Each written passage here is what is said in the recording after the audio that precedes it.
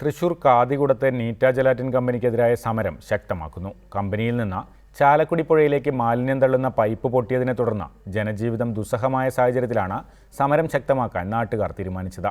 Pipe അറ്റകുറ്റപ്പണികൾ നടത്താനുള്ള നീക്കം കഴിഞ്ഞ ദിവസം സംഘർഷത്തിലേക്ക് നയിച്ചിരുന്നു.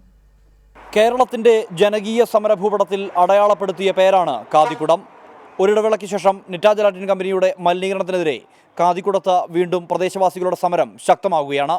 നീറ്റ ജലാറ്റിൻ കമ്പനിയിൽ നിന്നും ചാലക്കുടി പുഴയിലേക്ക് മാലിന്യം തള്ളുന്ന ഈ പൈപ്പ് പൊട്ടിയതാണ് നാട്ടുകാരുടെ പ്രകോപനത്തിന് കാരണമായത്. മലിനജലം പുഴയിലേക്ക് തള്ളുന്നില്ലെന്ന് കമ്പനി ആവർത്തിക്കുന്നതിനിടെയാണ് പൈപ്പ് കഴിഞ്ഞ ദിവസം ദുർഗന്ധം പരത്തി പൊട്ടിയൊലിച്ചത്. മാലിന്യത്തിന്റെ കുത്തൊഴുക്കിൽ പ്രദേശവാസികളിൽ പലർക്കും ദേഹാസ്വാസ്ഥ്യം അനുഭവപ്പെട്ടു. ഈ സാഹചര്യത്തിലാണ് സമരം ശക്തമാക്കാനുള്ള നിലപാടുമായി നാട്ടുകാർ മുന്നോട്ട് പോകുന്നത്. പഞ്ചായത്ത് ഇത് അടയ്ക്കാൻ അനുമതി കൊടുക്കുന്നില്ല.